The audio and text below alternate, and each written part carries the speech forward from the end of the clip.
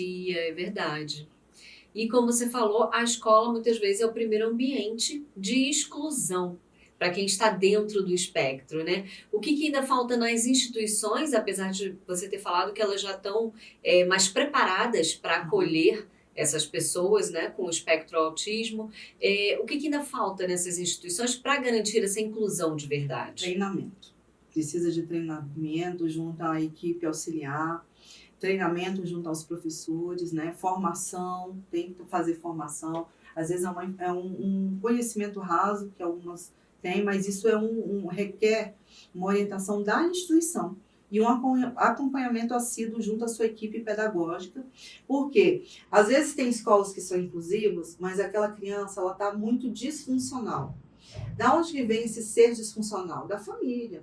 Às vezes aquela Uhum. família, ela simplesmente exerce uma parentalidade de permissividade em casa e deixa o menino jogar por muito tempo. E quando ele vai para a escola, as regras da escola são claras. Então a professora acaba negociando, só que ela não negocia com antecedência.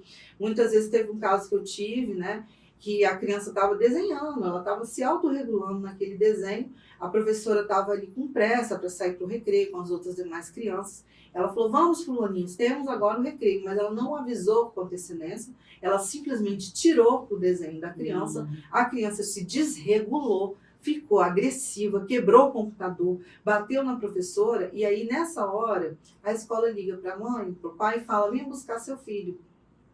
E nessa hora eu, como profissional, oriento: qual foi o gatilho?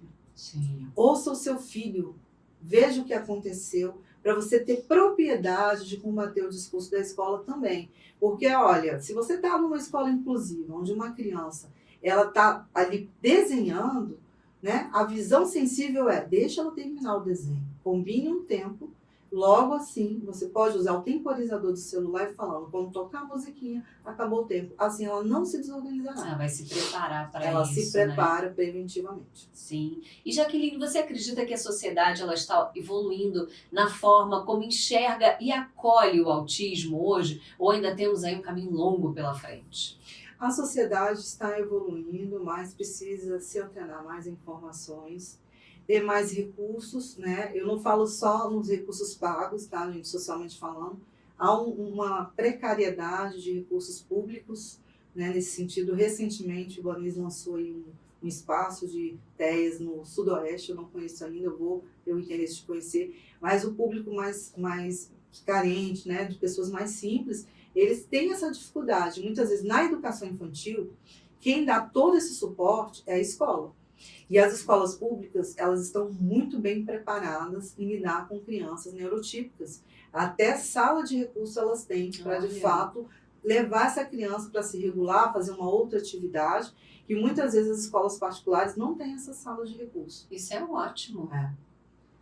E você tem alguma história marcante que você se lembre, né, de uma transformação que você vivenciou em consultório, ou acompanhando uma família que te tocou profundamente, que você se É. recorde agora? Bom, eu tenho um paciente, foi o primeiro que chegou para mim há 10 anos atrás, ele tinha 10 anos.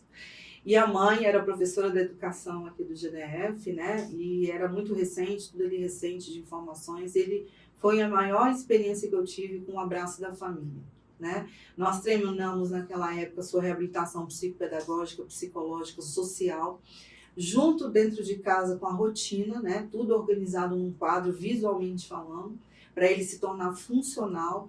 Até, assim, aos 13 anos, ele começou a tomar medicação sozinho, acordava, se vestia, pegava o ônibus, né, o ônibus escolar.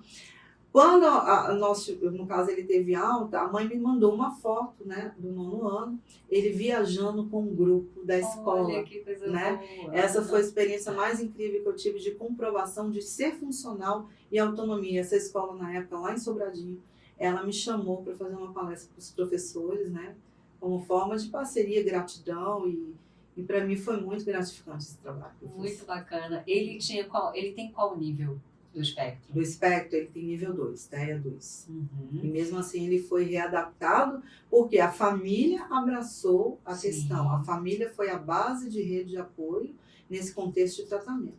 Quando a família, falta uma peça, tá, Camila? Eu falo que a família é como se fosse um quebra-cabeça.